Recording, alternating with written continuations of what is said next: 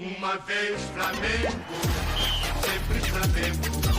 Flamengo sempre eu hei de ser. É o meu maior prazer. Meu amigo Marcelo, pessoal do Flamengando, clique no lance. Eu vou fazer um clique só do jogo do Flamengo, depois a gente faz da rodada. Porque o Flamengo sofreu muito para ganhar do Criciúma, acabou agora, poucos instantes, em Brasília por 2-1. Um gol do Pedro e um gol do Gabigol. E eu quero falar desse jogo, porque tem muitas lições a serem tiradas desse jogo. Criciúma sem o Mateuzinho, o que a gente achou? Vai criar pouco. A gente sabe que o Criciúma é um time técnico, a gente viu contra o Bahia na Copa do Brasil, né, nas outras fases, estava vendo aí no Brasileiro, meio de semana com o Corinthians. Mas eu pensei, pô, o Flamengo vai entrar mordendo, marcando, sem o Mateuzinho, o Criciúma vai criar pouco. Que nada.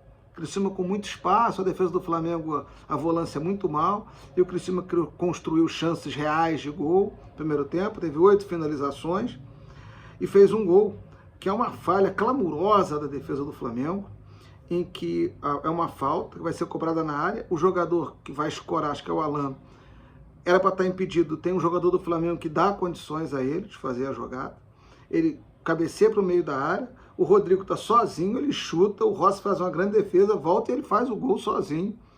Isso era 36 minutos.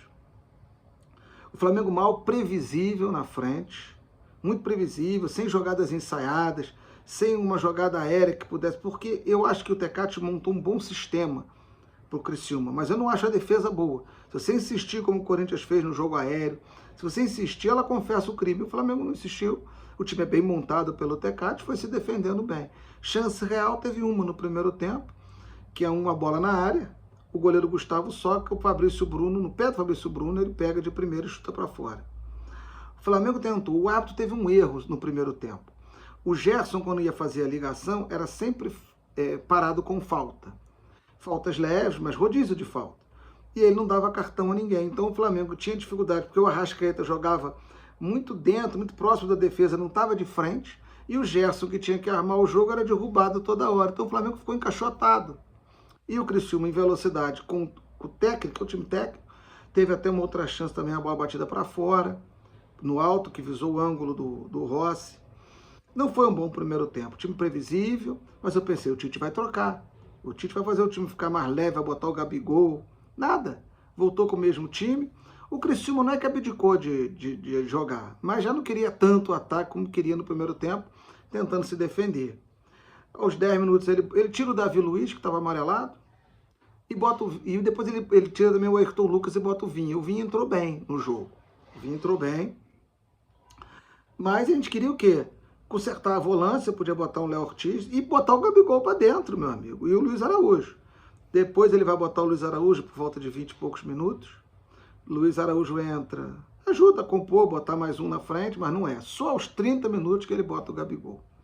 Antes disso, o Flamengo teve um pênalti que o Pedro bateu e o goleiro Gustavo defendeu. Para mim, um pênalti mal assinalado. O juiz, para mim, acerta no campo, não dá o pênalti. Aí o VAR pega um frame que parece que o jogador está calçando o Pedro e o juiz é sugestionado pelo VAR a dar o pênalti. Eu não daria. E o Pedro bateu e o Gustavo pegou. Bateu mal, bateu telegrafado, fraco e tal. Pedro não fez uma boa partida. Tropeçou na bola, mas lutou. E fez o gol. Né? Isso foi importante. Que gol? Quando o Flamengo botou velocidade. O Cebolinha pega, acho que é o Cebolinha, faz a jogada, toca pro Arrascaeta, caiu a Arrascaeta com as substituições, voltou um pouquinho para armar o jogo, começou a aparecer mais na partida.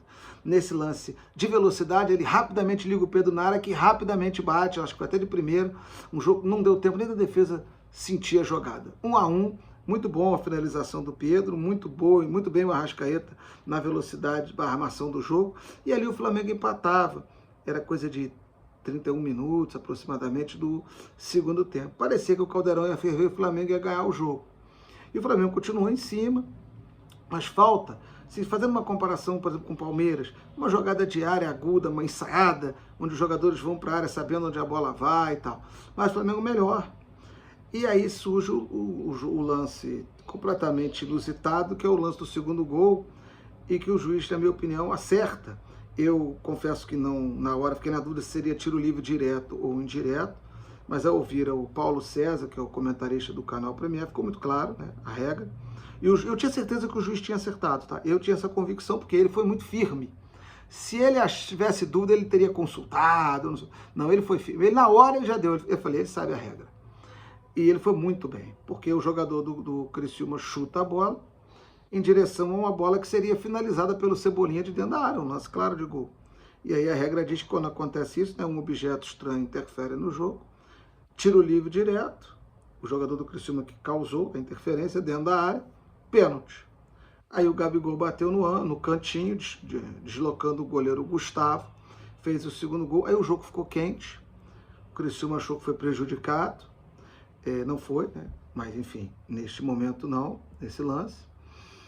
E aí aos 47, 50, o jogador do Criciúma dá uma entrada criminosa no jogador do Flamengo, que recebe só o amarelo.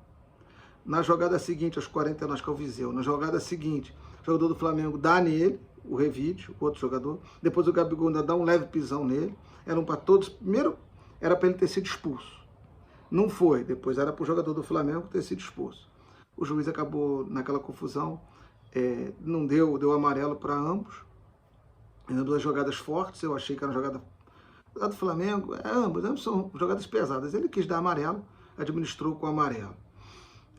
Eu não acho que o juiz foi... ele errou no lance do pênalti do Pedro, que acabou não tendo consequências, né? E nesse lance ele acertou. É um lance incomum, raríssimo, mas a regra é assim.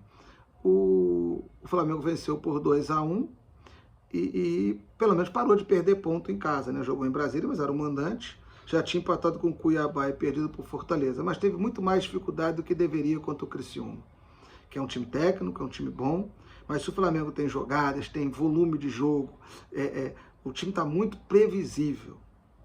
E o Tite está com aquela coisa, faz as substituições previsíveis. Não posso tirar aqui o zagueiro. Não, tem jogo que tem que ir para dentro.